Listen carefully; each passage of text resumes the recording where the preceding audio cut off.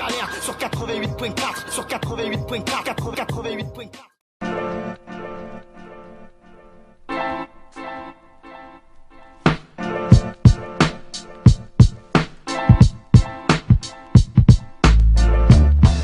Alors, émission 88.4, Sam et Sam, talent caché, talent gâché. Ouais. Nous sommes avec Bustaflex. Yes. Comment tu vas, Busta? Ça va très bien, merci. Ouais. Très bien, Aujourd'hui, c'est les rencontres urbaines à Aubagne. Content d'être là? Ouais, bah, archi content d'être là, ouais, carrément. À chaque fois qu'il y a une manifestation hip-hop, surtout dans des villes qui me tiennent à cœur, pas loin, enfin dans le sud, en province, pas loin de Marseille, où j'ai fait pas mal de choses là-bas, je suis toujours content, moi. Tu n'es pas souvent descendu en plus, hein? Pas souvent, non. Mais à chaque fois, c'est toujours des bons souvenirs. Ouais, ben, bon, on va en parler, il y en a. Hein. À l'aise, à l'aise. Je crois que la première fois que tu es descendu ici, à Marseille, c'était pour 93 parties, je crois. Ou avant? Avant, en fait, la première fois que je suis venu jouer, c'était avec NTM pour... Ah non, je crois que tu as raison. C'était en 97, je crois. Non, 98. 96, je dirais, moi. Non, parce que la 9-3 partie, ça s'est fait avant la tournée NTM. Tu vois. Ouais, c'était après tournée. Voilà, exact. Non, l'avant-tournée, je crois. C'était avant-tournée. On avait fait format People Party, 9-3 parties.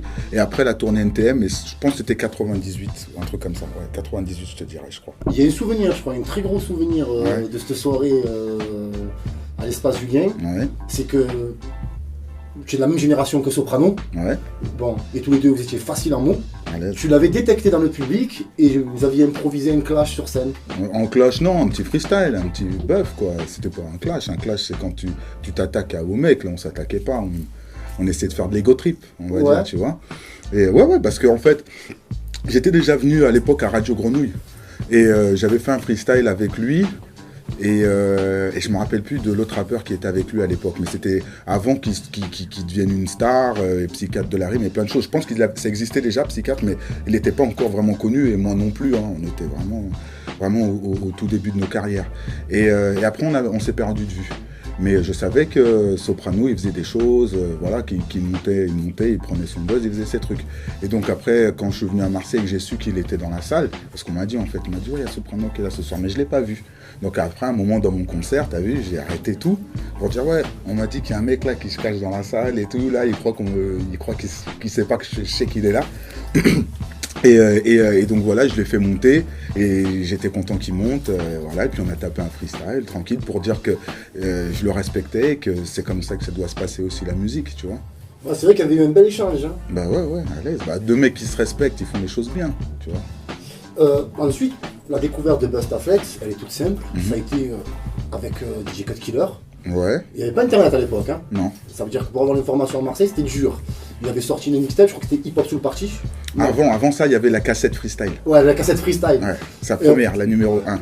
C'est là qu'on te découvre en fait. On découvre Bustaflex qui joue avec les mots. Ouais, c'est ça. Ouais. Toujours été ta marque de fabrique. Hein. Ouais, carrément. Ouais, parce que moi, si tu veux, j'ai toujours été fan de rap américain, surtout de Redman, Lord of the Underground, Onyx, Das FX, EPMD. En fait, si tu veux, j'étais un fan de New York à la base. Et je voulais que mon rap, même en français, sonne comme eux, en américain, tu vois. Donc c'est toujours ce que j'ai travaillé, donc j'ai ramené ce feeling, on va dire, qu'Henry, je l'ai poussé le truc plus dans le rap français, alors que les mecs, ils le faisaient, mais il y avait des limites, alors que moi, j'y allais vraiment... C'était quoi? C'était début 95, 96? C'est ça, ouais, 95. En plus, c'était l'époque où tu squattais beaucoup les micros ouverts. À fond, bah, c'est comme ça que je me suis fait, hein. Moi, c'est comme ça. Hein. Moi, j'allais dans les soirées, et dès qu'il y a un micro, qu'on pouvait brancher un micro et que je le prenais, je rappelais direct, je disais, vas-y, mets une instru, boum, boum. Ça a été un bon apprentissage, ça? C'est le meilleur apprentissage. Je souhaite ça à tous les futurs rappeurs de faire ça. C'est-à-dire en fait, c'est comme un sport. Tu t'entraînes ton muscle. Ton muscle, c'est ton cerveau. Et pour que ton cerveau il soit actif, il faut le faire travailler, il faut qu'il s'habitue, il faut le titiller comme un chien. T'as vu, quand tu titilles un chien, ça l'énerve, il aime bien. Ben, ton cerveau, c'est pareil. Il faut le faire travailler, il faut à chaque fois, comment t'expliquer ça, lui donner des challenges de manière...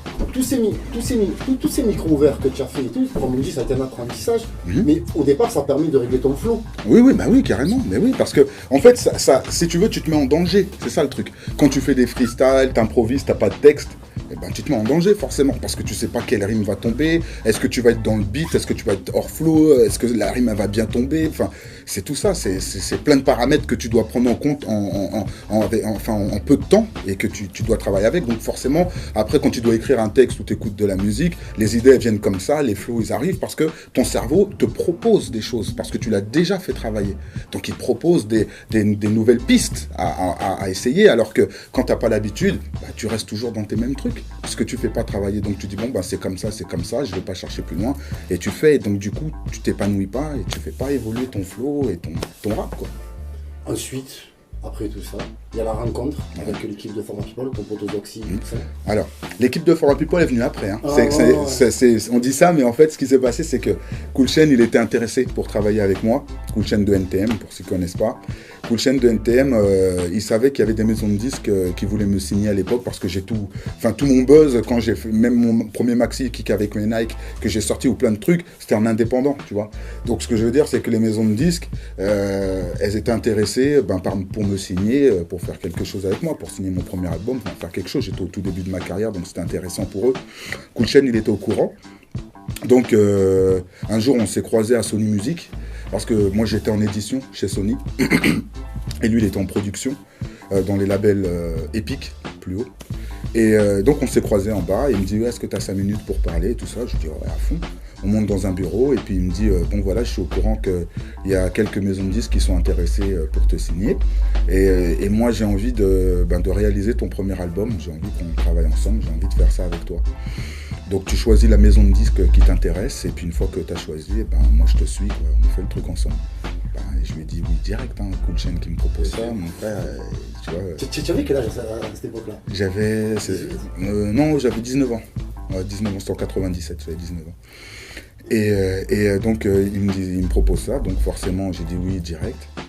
Quelques semaines plus tard, je choisis Warner Music, donc je signe chez Warner. Et en faisant, pour les producteurs qui allaient faire les sons de mon album, je voulais travailler avec Zoxy, parce que j'étais déjà un fan des Sages Peau, et on avait déjà fait un titre ensemble, Zoxy et moi, qui n'est jamais sorti.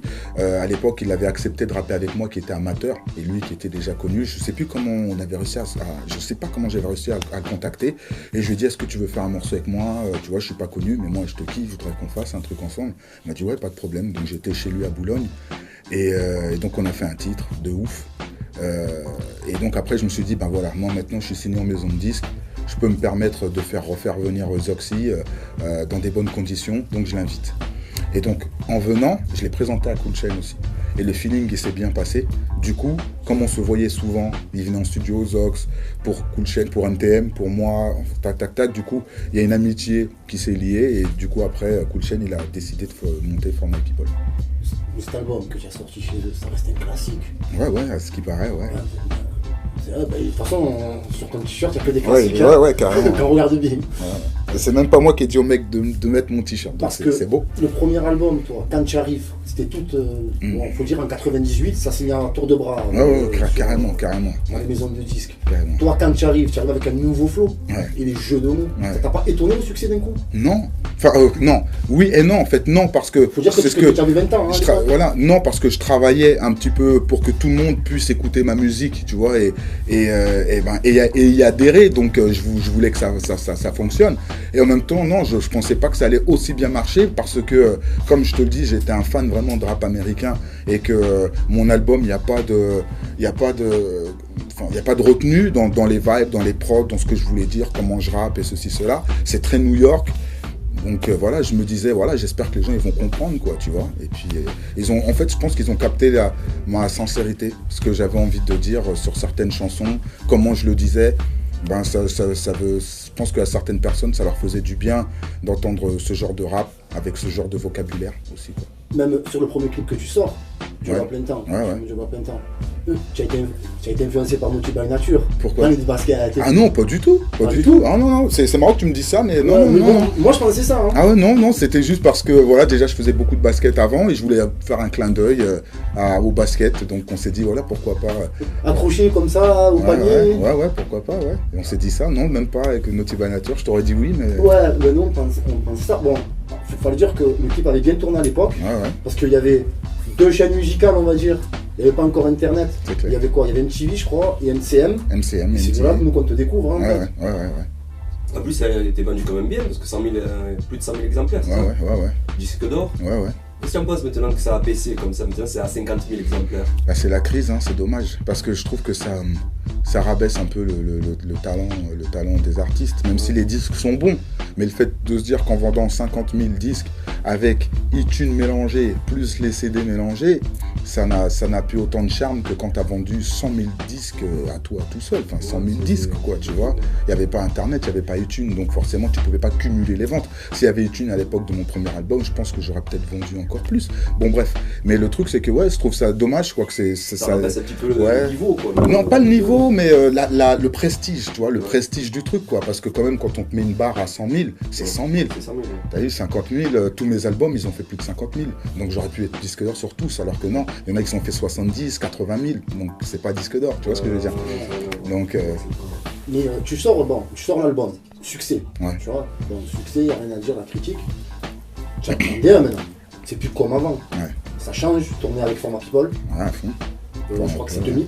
Ouais, c'est ça, 2000. Ouais, 99, 2000. Ouais, 2000, voilà. Ouais. Tu sors, est-ce que tu avais un autre monde avec Format People? Ben oui, c'était un autre monde, c'était notre monde à nous en fait. C'était le monde de Zoxy, Cool Chain, Code City, Salif, moi.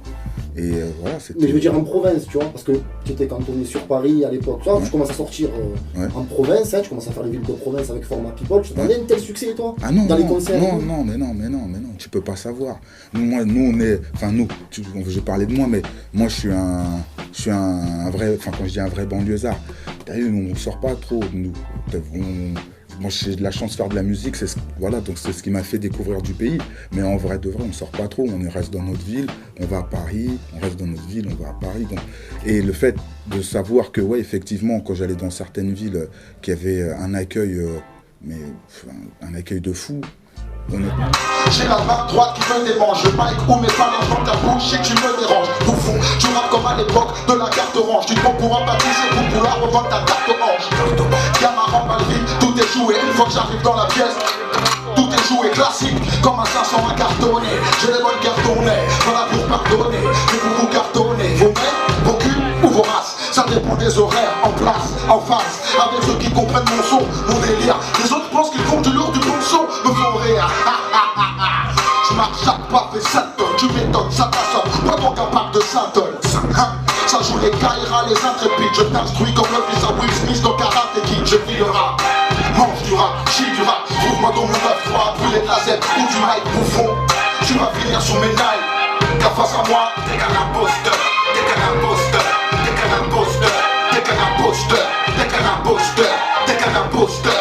Tu vas finir sous mes nailles, ok? Car face à moi. Non, parce que c'est pas comme si c'était un truc qui était inimaginable, mais c'est plus l'impact, voilà, l'impact de dire. Voilà. Faut dire que tu n'as que 20 ans. C'est ça, c'est plus l'impact. Voilà, c'est ça, c'est l'impact de se dire que moi j'étais un jeune, j'étais dans ma cité encore à l'époque, hein, donc ce que je veux dire, ouais, enfin, c'était beaucoup trop d'informations pour moi en vrai quelque part, tu vois. T'étais pas barbu, hein? Non, j'étais pas barbu, j'étais pas prêt, j'étais aussi un peu plus enveloppé à l'époque. Comment tu peux sentir par rapport à ça, voilà, ce succès? Parce que peut-être ça peut te faire tourner la tête, ça peut. Ben, en fait, je pouvais pas avoir la tête qui tournait parce que mon frère à l'époque c'était mon grand frère, mon manager. Et comme je te dis, j'habitais toujours dans ma cité, donc quelque part, t'as vu, j'avais même pas... Au contraire, enfin, moi, la chance que j'ai eue, t'as vu, c'est que dans ma cité, on m'a supporté, on me soutenait pour qui j'étais.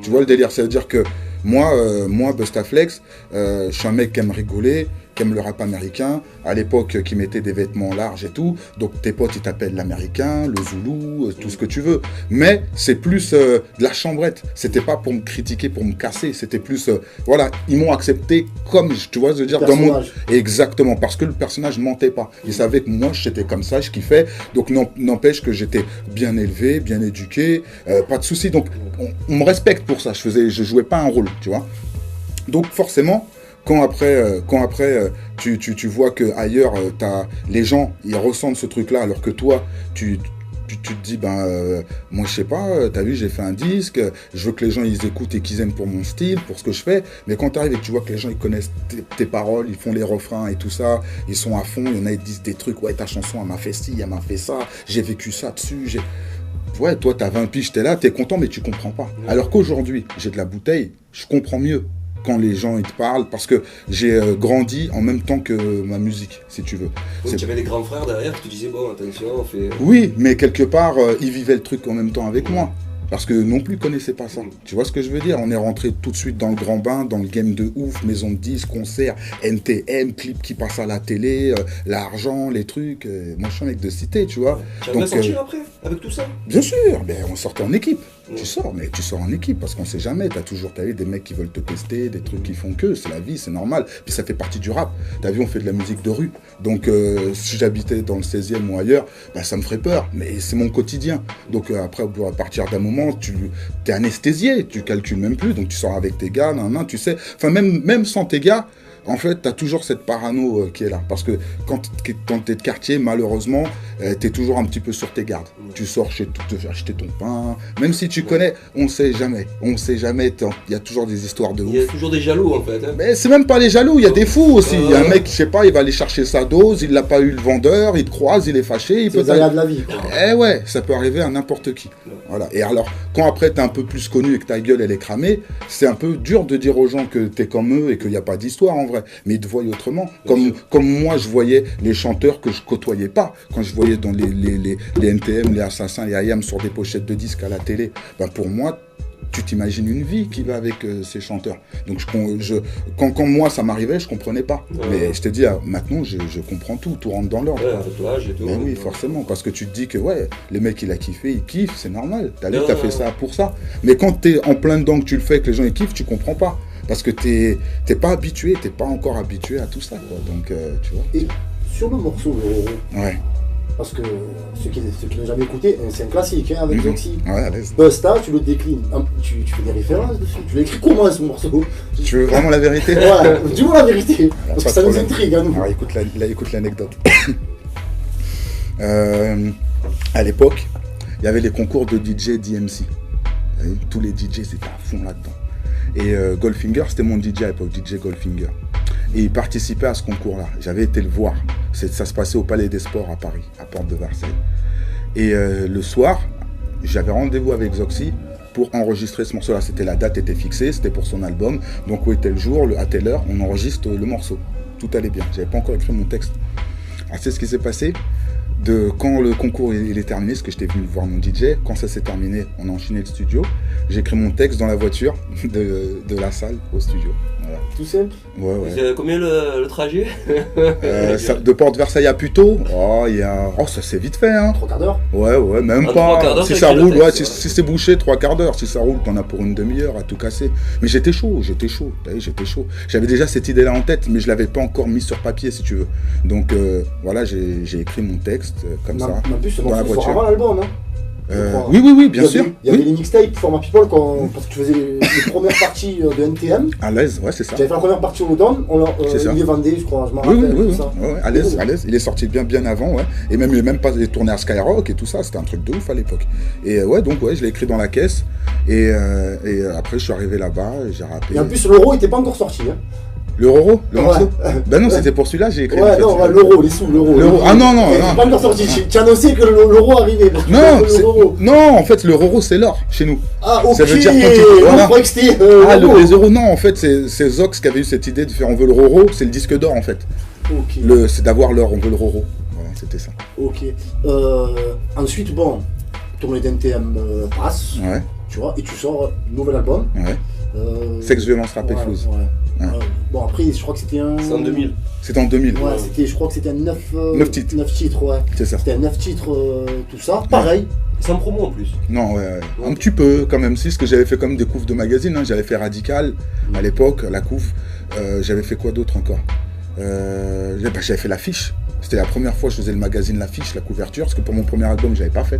Donc pour le deuxième, j'avais fait l'affiche aussi. Par contre, pas de clip et pas de Skyrock. Pas de radio, voilà. Pas de radio, pas de clip. Pour et quand même aussi disque d'or. 80 000. Tu penses quoi maintenant? Non, mais tu vois. Moi lâche la crainte. Ce son est pour tous ceux et celles qui m'estiment, ceux qui m'ont découvert en route à l'époque de mon ex-team, ceux qui me remontent le moral lorsqu'ils me demandent. Pour les jeunes MC qui étudient mes techniques et pour tous les DJ qui ne passent pas sur leurs techniques, je continue à faire avancer la chose avec beaucoup d'amour et de respect.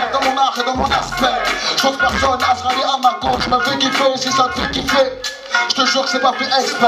Hip hop, don't stop, c'est live, respect. Si t'aimes commence, si t'apprécies commence, français. Ton avis, tu penses quoi de la mainmise des radios, qui est qu'une seule radio, de la mainmise sur ce qui doit marcher ou ce qui doit pas marcher? Je trouve ça déplorable, je trouve ça dommage. S'il y avait d'autres radios, je pense qu'il y aurait eu un équilibre, mais le fait qu'il n'y ait qu'une radio, elle a besoin de jouer à un certain format qui lui permette, qu'il y ait des auditeurs, qui lui permettent de vendre de la publicité. Donc ça rentre plus dans le domaine du business que de la musique. Donc voilà, donc c'est soit tu fais de la musique pour qu'elle puisse passer dans cette radio, soit tu fais ce que tu as à faire, et si la radio elle aime, elle le jouera, mais aller dans le sens de la radio, tu te mets une balle dans le pied. Je trouve parce qu'avant ils avaient un peu plus démocratisé avec les émissions spéciales, je te rappelle. Oui, moi j'étais le premier Planète Rap. Hein. Ouais, c'est vrai en plus. J'étais le premier. C'est vrai en plus. Ouais, carrément. Ils avaient des première en cassette, premier en Planète Rap. Un truc de ouf, moi. Mais je veux dire, à cette époque-là, tu continues à poser un mixtape de partout, dans des caves et tout. Oui, bien sûr, allez. Parce que tu as toujours prôné le fait que faut kicker, quoi. Mais oui, c'est important, c'est comme ça, il faut des mecs comme moi aussi pour que les petits jeunes, ça leur donne envie. Parce que moi, c'est les anciens que j'écoutais qui m'ont donné envie, parce qu'ils étaient dedans, parce qu'ils faisaient pas les feignants, tu vois. Donc quand t'écoutes, et que t'es jeune, tu te dis « Wow, il est chaud lui, moi j'ai envie de faire ça ». C'est ça, j'espère qu'à chaque fois que je fais un truc, j'ouvre une vocation à un mec, tu vois. C'est impressionnant, parce qu'en fait, tu as fait un format People volume 1, volume 2, et en même temps, tu as écrit, tu as fait deux mixtapes. Ouais. Bostaflex. Ouais, c'est clair, ouais. Comment tu as fait pour pas te mélanger avec tout ça, quoi, parce que franchement. J'avais le temps. Non, j'avais le temps. Quand t'as le temps et que t'es passionné, que t'as que ça à faire, tout va bien. C'est impressionnant, quand même. Je sais pas, mais au contraire, je trouve que j'ai pas été assez productif à mon goût. Et encore aujourd'hui, je trouve que je le suis pas assez. Donc après, tout ça, c'est une histoire de. C'est un album de 6. Mais on était pas loin. mais c'est pas d'autres artistes aussi, on fait 5-6 albums, il y a même des mecs qu'on connaît pas, qu'on en fait des dizaines, tu vois. Donc non. Parce que pour toi les flex tapes c'est pas des albums? Non, c'est pas des albums. C'est un exutoire. C'est un truc que tu fais pour dire j'ai envie de faire ça à cette sauce-là, pour juste pour le faire. Parce qu'il y a du contenu sur les flex tapes. Oui, parce qu'on aime ça. Mais à la base, c'est juste un exutoire, honnêtement. Quand je l'ai fait, la dernière que j'ai sortie là, j'ai même pas fait de promo, je voulais même pas en faire. En plus, tu fais découvrir des artistes dessus, Rino, tout ça. Exactement. Ah putain, bien, tu fais plaisir. Hein. Non, bien. Merci, non mais franchement, je te jure, ça fait plaisir, tu me fais super plaisir. Tous ceux que t'as entendu sur la Flextape, c'est que des jeunes de mon quartier. Mais ce qui est étonnant, c'est que toi, tu es d'une génération, je le répète, il n'y avait pas Internet. Le rap n'était pas démocratisé comme maintenant. Pas du tout. Pour avoir l'information d'un artiste comme toi de Paris, indépendant, qui posait sur toutes les mixtapes, c'était plus dur. J'imagine. C'est pour ça, tu restes, voilà quoi. C'est fou. Et Urban Peace, le premier Urban Peace aussi. Premier Urban Peace aussi. Le premier. C'est bien. Ouais, carrément. Mais c'est bien parce que vous le savez. Mais vous savez qu'à Paris, il y a plein de gens, ils savent pas ça. Oui, voilà, mais voilà, il y a plein de gens, même si je fais des interviews et plein de trucs, il y a plein de choses que les gens ils savent pas, mais je suis pas du genre à le crier sur les toits, mais ça fait toujours plaisir une petite piqûre de rappel. Bah oui. C'est notre bibliothèque, Mr. K. Ça fait plaisir, vraiment, c'est plaisir. Donc oui, Urban Peace, voilà, super. Même La Rochelle. Aussi, Francopholies. Les Francopholies, les premiers. Les Rapopholies. Les Rapopholies, les premiers. Je veux dire, que du rap français, il y avait à l'époque, comme tu disais, du DMC avec l'équipe d'Albert, tout ça. Exactement. Qui descendait. Exactement. Super expérience ou pas? De ouf.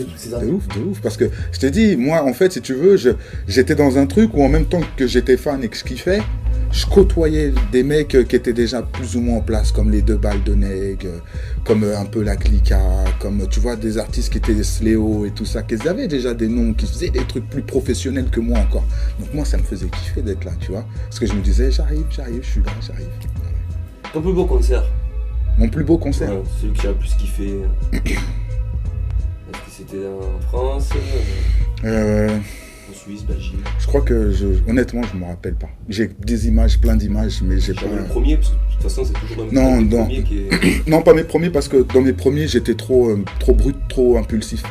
Je gérais pas mon énergie, donc c'était beaucoup crier, beaucoup, c'était pas géré, si tu veux. Donc si tu veux, c'est plus tard que j'ai compris que ça servait à rien de tout donner dans les premiers morceaux, parce que quand t'en restes 10 encore après, t'es cuit. Donc il faut savoir gérer, c'est comme un joueur de foot, t'as vu, s'il court tout le temps 90 minutes, personne ne peut faire ça. T'es obligé de te gérer. Donc ça, c'est des choses que j'ai apprises. Donc j'ai appris plutôt. Donc si tu veux, avec le temps, je sais que j'ai fait... Non, c'est au Canada. J'ai fait mon meilleur concert, il était à Québec, ma ville de Québec, au Canada, dans une salle qui avait été, d'aspect extérieur, tu avais l'impression que c'était une cathédrale, une église. Et dedans, c'était une salle hip-hop, quoi, bref. Et ouais, ce concert-là, je l'ai fait en 2002, je crois, 2002 ou 2003. Et ouais, pourquoi je vais te dire, parce que du début à la fin du concert, les mecs, ils connaissaient mes paroles. Et c'était blindé, ouais, ils connaissaient les paroles. Et en plus des morceaux, par exemple, c'est pas qu'ils connaissaient pas ou pas, mais ils réagissaient aux phases. Tu vois le délire, ça veut dire que même, ils écoutaient, ils étaient attentifs. C'est-à-dire, tac, tu lâches une phase, boum, les mecs, oh, alors t'es en train de rapper, tu vois. Ils réagissaient en même temps, ils chantaient les refrains.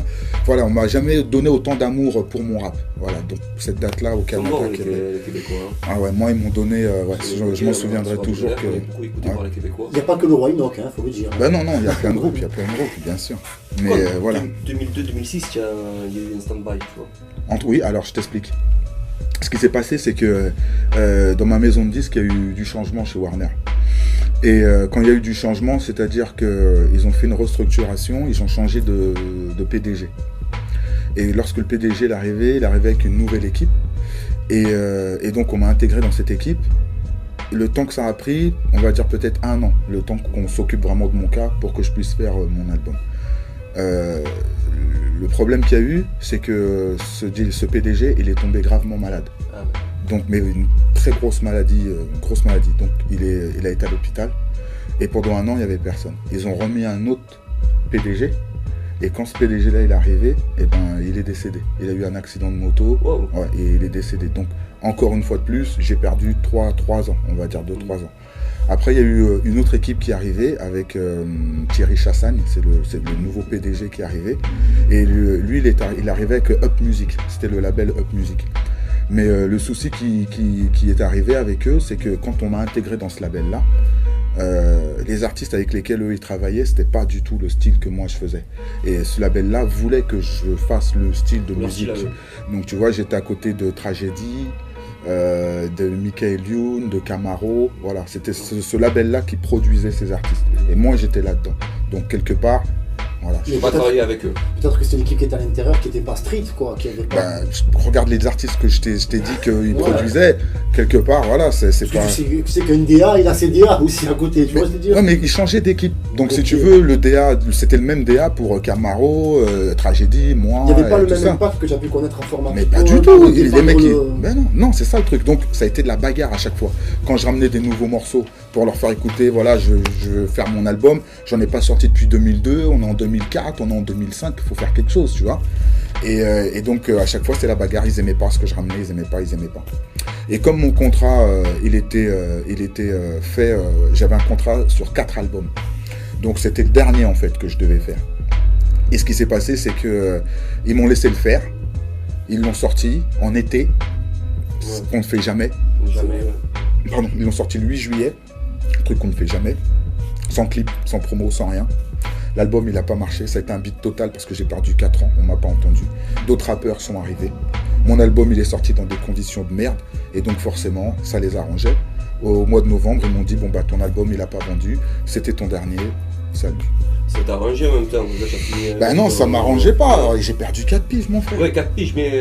Alors que les gars, je les connaissais pas, mais ils étaient pas là du temps de mes belles années.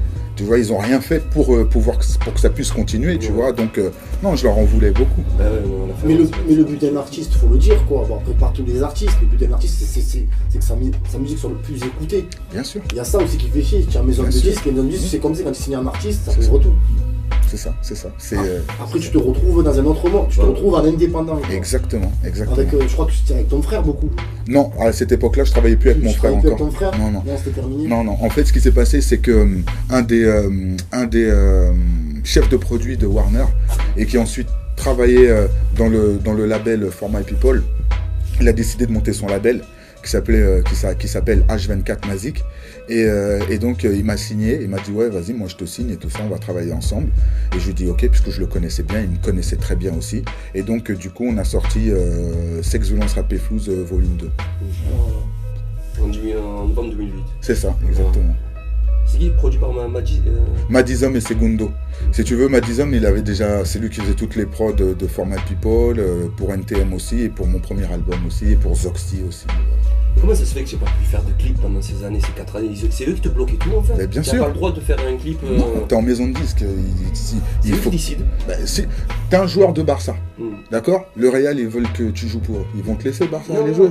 C'est pareil. C'est-à-dire que même si toi tu veux aller faire tes trucs tout seul, t'as un contrat, il te kéblo, mon frère. Et t'es bloqué, ouais. T'es bloqué, t'es bloqué. Hein? Travail, en fait. Mais ouais, t'es bloqué, t'as pas le droit. Ils tiennent tous tes droits, enfin c'est tes patrons. Donc forcément, si tu fais des trucs toi-même tout seul, on te dit ouais, tu joues à quoi là? Il n'y avait même pas besoin de moyen de s'arranger avec eux ou quoi? Ben non, ils voulaient pas savoir. Parce qu'en fait, ce qui s'est passé, c'est que tout le temps où à chaque fois on devait travailler, comme je te dis, c'était des nouvelles équipes qui se mettaient, et puis après, boum, problème, donc tout est foutu, il faut tout recommencer. Donc voilà, j'ai vraiment eu, c'était vraiment la faute à pas de chance, hein, honnêtement. Franchement, tu as eu de chance. Sur ce coup-là, vraiment. Ouais. Mais bon, personne ne sait parce que je suis pas là pour pleurer sur ma vie ou le raconter dans des chansons. Mais quand on me demande, je dis pourquoi j'étais pas là de 2002 à 2006. Pourquoi le ciel est bleu? Pourquoi on vit à deux? Pourquoi l'argent et le pouvoir rendent des amis dangereux? La jalousie, l'hypocrisie, quand elle choisit son camp, full camp. Pourquoi le ciel est bleu? Pourquoi l'on vit mieux à deux? Pourquoi l'argent et le pouvoir rendent les amis dangereux? La jalousie, l'hypocrisie, quand elle choisit son camp, full camp. Croyant que la galère nous alliait sous une bannière. Tu vois, le business change. Mais Le grave. disque d'or. Mais non, mais c'est la merde. Et puis on m'a oublié aussi. C'est même pas comme si j'avais tenu le terrain grave. On m'a oublié, mon frère. Donc ça aussi, c'est. Mais ouais, grave. Donc ça aussi, ça a été très dur. Parce que pendant une période où il y a une tranche d'âge qui écoutait beaucoup la radio, il y a eu Internet et tout ça, j'étais pas là. Donc ils ont pas pu m'intégrer dans leur truc de rappeur comme certains, tu vois. Donc quelque part, j'ai dû ramener pour. Pourtant, tu restes une référence de nos jours. Oui. Tu es dans certains bouquins, le bouquin de quoi, de Olivier Cachin. Oui, le Rap Attitude, et puis même d'autres livres encore. Il y a le NTM, il y a plein de livres. Je suis dans plein de trucs. Je veux dire, quand, je sais pas, la dernière fois on me disait, tu connais Bastadex, je me dis ouais, Voilà, au moins, voilà. Ça tue. Ouais. Mais bon, perso, moi je suis bien, je vais pas me plaindre, mais ça aurait pu être mieux. Tu vois, j'aurais pu avoir une carrière un peu plus intéressante à un certain moment. Mais après, c'est les aléas de la vie. C'est ça. Donc c'est pour ça que je m'en plains pas. Tu me poses la question, je te dis, mais je suis pas là à dire j'ai perdu. Ouais, on est en 2014, ça avance, tu vois, je veux dire, ça avance, on avance. Et ton actualité maintenant, et pour les prochaines années, comment tu la vois en fait? Alors, franchement, grâce à Dieu, très positive, parce que j'ai monté mon studio là depuis un an, là, j'ai mon propre studio à moi. Je monte mon label qui s'appelle TXT Prod.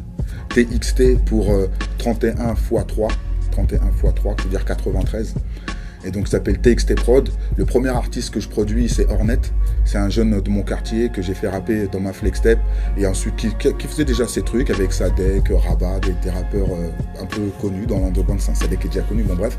Et j'ai décidé de le produire parce qu'il est arrivé à un niveau où il méritait que maintenant l'expérience que j'ai, je lui apporte. Et donc on a préparé 2 EP qui vont sortir. Là, il y a déjà un freestyle qui est sorti sur Démolition, qui est sorti le 31 janvier. On a sorti un deuxième freestyle qui est sorti le 10 avril, donc il y a 2 semaines de ça, sur Démolition aussi, avec un très bon accueil, là pour l'instant, mieux que le premier freestyle. Donc, pour l'instant, son buzz monte. Donc son EP sortira au mois d'octobre, produit par moi, et d'autres producteurs aussi, mais il y a pas mal de prods de moi, mais c'est moi qui réalise tout. Et donc un deuxième aussi qui sortira soit fin d'année ou début 2015 selon comment ça va se passer pour lui. Et en même temps moi aussi je me suis produit 2 maxi. J'en ai un premier qui sortira si Dieu veut le 21 juin pour la fête de la musique et un deuxième qui sortira peut-être pour l'automne. Voilà. Et je le sors en vinyle aussi pour que les DJ ou même les mecs qui kiffent puissent avoir les instrus, les acapellas et tout ça, quoi.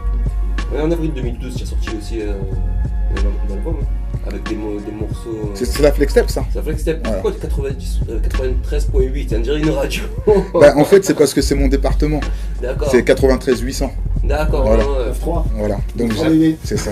C'est ça. Avec 22 cheats quand même. Ouais. Et les prods, c'est toi qui les as. Toutes, ouais. À part 2. Il y a 2 phases B dedans. D'accord. Il y a 2 phases B, toutes les. Un peu style new-yorkais. Voilà, new-yorkais. Il y a un peu de dancehall, un peu de trucs. Il y a un peu de tout. Je me suis fait plaisir. Avec ton actualité, parce que tu vas produire Hornet, en français ça veut dire le frelon. Voilà. Non, mais tu connais ton affaire. Tu vas produire en net. Tu le vois comment le business en produisant quelqu'un maintenant? C'est plus pareil. Bah non, c'est plus pareil, mais moi, si tu veux, je suis un mec de la passion, moi. T'as vu? Moi, ce qui me fait kiffer, c'est de me dire que à mon âge, je suis encore dans le peura et je produis un jeune, je rappe encore. Lui, il est en devenir. Donc j'ai une autre casquette, là j'ai une casquette de producteur. Donc c'est-à-dire là on crée des choses pour voir comment ça va se passer. Donc c'est plus ça moi qui me fait kiffer. Parce que quelque part vu qu'on produit tout, après par rapport au business, forcément tout reviendra à nous. Donc sans parler de ça, juste de se dire, moi je produis un jeune, je vois l'évolution des choses, je vois par quoi moi je suis passé, par quoi lui il va passer, c'est formidable. Et ça n'a pas de prix. Enfin, en plus, tu peux bien le gérer parce que tu connais vraiment tout. Et puis c'est un petit de chez moi, c'est un petit de mon quartier. Je l'ai vu grandir. T'as vu quand j'ai fait mon clip Pourquoi ou d'autres, il était là, il avait 6 ans. Tu vois le délire. Donc c'est un autre truc, tu vois ce que je veux dire. Mais je le connais, il me connaît, tout va bien. Donc on peut se parler. C'est pas l'artiste, le producteur, je dis, tu fermes ta gueule. C'est mon petit, on se parle bien, il y a du respect entre nous. Donc quand je lui dis un truc, il sait que je lui dis, je me trompe pas. Et on échange. Tu t'es mis comment dessus quand tu as vu qu'il était bon en rap? Comment quoi, tu m'as dit quoi? En fait, tu l'as vu, bon, tu le connais depuis tout petit. Oui, mais après, quand tu l'as vu sur scène, Non, j'écoutais ses morceaux, même lui, il venait me voir, il venait en bas de chez moi, il me sonnait, tac, tac, j'ai des trucs à te faire écouter, on allait dans la voiture, on écoutait. Et à chaque fois, je lui disais, ouais, c'est pas mal, mais il faut encore que tu bosses là-dessus. C'est pas mal, mais il faut que tu bosses encore là-dessus. Écoutez. Voilà. Et après, bien sûr, mais Et après, 1 an plus tard, il est venu me voir encore avec d'autres morceaux, il m'a fait écouter, là, je lui dis, là, t'es prêt. Tu devais être content. Ah bah oui.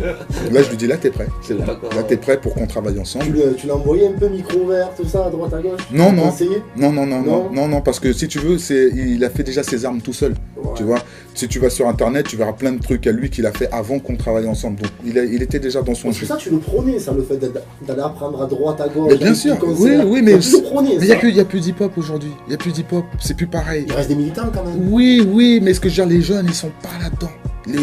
Mon jeune, c'est pas un jeune hip-hop, hein. C'est mon petit certes, mais je le respecte pour qui il est, comment il est. Il met pas de casquette, c'est pas un Américain. Hein. C'est un jeune de la cité, un petit Algérien, il fait ses trucs bien, tu vois, je veux dire. Ouais. Il est pas dans ça. Donc dans sa mentalité, c'est pas un truc hip-hop pour lui faire ci. Il est pas là-dedans. Il rappe parce qu'il a envie de rapper, qu'il le ressent. Il a l'amour de la musique, l'amour du flow. Il comprend les choses, donc il peut écrire, il peut faire, il peut se développer, il peut s'épanouir.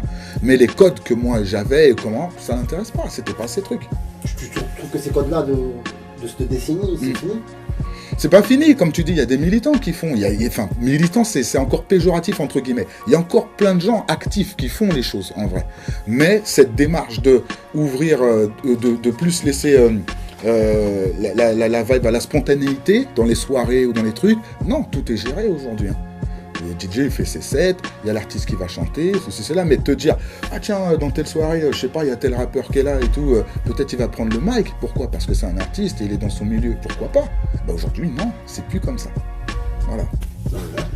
Alors ton concert pour ce soir? Bah, je suis chaud, hein. Je suis dégoûté, c'est trop tard. Le temps, t'as vu, t'es chaud, après ça redescend, après ça remonte, mais là, je suis bien, les balances, elles sont bien passées. Apparemment, il y a des gens qui ont envie de me voir, donc je suis content. Bon public en plus, Marseille. Voilà, donc, oui, donc c'est tout connaisseur. Au Bagne, de connaisseur. C'est pareil. C'est pareil, c'est la banlieue. Voilà. C'est comme si tu dirais ta croix de Chavaux, quoi. Voilà, c'est ça. Mais non, mais c'est pareil, c'est Paris, banlieue, c'est collé, c'est pareil. Une dernière question de ma part. Que penses-tu du rap marseillais maintenant? Est-ce que tu suis un petit peu? Alors, je suis pas trop au courant. J'écoute pas beaucoup de rap français, je t'avoue. C'est Ornette qui me fait découvrir les nouveautés. Mais après, le dernier que j'ai entendu de Marseille, c'est Jul. Ouais. Voilà, je peux te poser cette question. Maintenant, un jeune comme ça, tu vois, comme toi, c'est pour ça qu'à un moment donné, quand tu avais parlé, tu as dit la jeunesse et compagnie. Ouais. Comme toi, qu'est-ce que tu en penses? Qu'est-ce que tu devrais lui donner comme conseil? Parce qu'il partira sa planète rap sans... Le conseil que je peux lui donner, c'est de continuer. Qu'est-ce que tu veux que je lui dise au mec? Regarde. Il arrive, moi je le connaissais pas, donc même s'il a fait des trucs avant, c'est tant mieux pour lui, mais moi je le connais pas, donc il arrive, il a du succès, qu'est-ce que tu veux de plus? Qu'est-ce que tu veux lui demander de plus? Si après sa musique elle plaît pas à tout le monde, tu peux pas plaire à tout le monde. Donc si déjà il a du succès, que ça marche, qu'il continue. C'est dur la vie aujourd'hui. Donc pour un jeune qui fait de la musique, qui fait du rap, et qui arrive à passer à la radio en faisant ses propres trucs à lui tout seul, pourquoi lui mettre des bâtons dans les roues? Qu'on n'aime pas, on a le droit de pas aimer.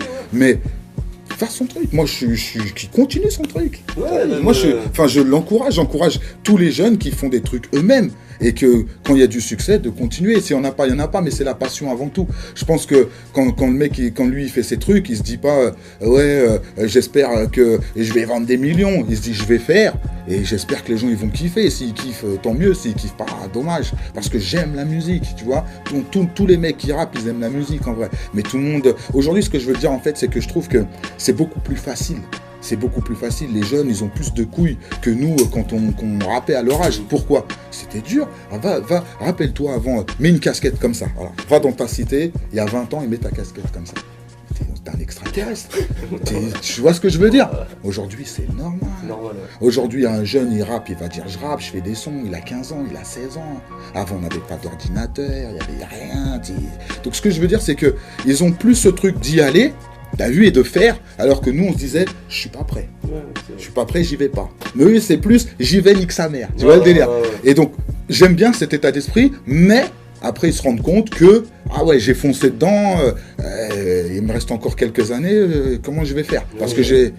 Voilà. C'est une course de fond, les jeunes. Une course de fond. Mais t'imagines quand même qu'en 2 mois, ce jeune, il a fait disque d'or. Oui, mais il a quand même travaillé avant. C'est ça que je veux dire. Moi, Hornet, il m'a dit qu'il sortait déjà des trucs avant. Il avait déjà son buzz, tu vois. Oui, mais avoir aussi autant de lumière. Ben parce qu'il y a une attente. Il y a une attente aussi. Je pense qu'il y a un certain profil, type de jeunes, qui attendent ce genre de musique-là. Qui attendaient ça et qui l'ont eu, ils sont contents. Donc voilà, il est tombé sur le bon filon. Je pense, ouais. Il est tombé au bon moment, au bon truc, avec la musique qu'il fallait pour ça. Et vas-y. Dans 2 ans, peut-être ce sera autre chose. Peut-être un autre jeune, il va arriver avec un autre style et ça va être lui qui va faire disque d'or en 2 mois. On ne sait pas. C'est ça qui est beau. Tant qu'on est là et qu'on fait, t'as vu, moi j'ai ce discours-là, tu sais pourquoi ? Parce que j'ai déjà connu. Si j'avais pas peut-être connu le succès, ceci, cela, j'aurais peut-être pas ce discours-là, mais vu que j'ai connu comment ça se passe. Je parle de ton succès par rapport à ce qu'il a eu comme succès là en l'espace de 2 mois, c'est compliqué en fait. Oui, mais c'est compliqué peut-être pour lui. Ah oui, bien sûr, dans ce sens-là, oui, bien sûr. Mais sinon, voilà, t'as internet, t'as tout, ça va tellement vite. Tu vois, donc quelque part, non, je trouve ça, c'est bien pour lui. Et dans le rap français, des nouveaux artistes qui, en général, qui vraiment t'intéressent, Ben, en fait, si tu veux, oui, moi, il y a plein de trucs que j'aime bien. J'aime bien ce que fait Niro. J'aime bien ce que fait La Crime. J'aime bien ce que fait aussi Tito Prince. J'aime beaucoup. J'aime bien aussi dans les nouveaux, je sais pas, il y en a plein. La MZ aussi, j'aime bien ce qu'ils font. Voilà, enfin après je sais pas, là tout de suite je peux pas te dire, mais voilà, il y a quand même quelques noms qui se détachent du lot, il y a des mecs qui font des trucs, quoi, tu vois. Et moi, bien. Ma dernière question, c'est la dernière que je vais te poser. Est-ce que... Attends, on va me couper, parce qu'il y a vu, après pour les locales marseillaise, tu vois. Allez, question de bateau, est-ce que tu vas continuer, mon poteau, à faire des concerts et ton job à plein temps ? Oui, mon ami. Alors je te check. Si Dieu prête vie. Merci en tout cas. Alors franchement merci, super. Avec plaisir, c'était un plaisir.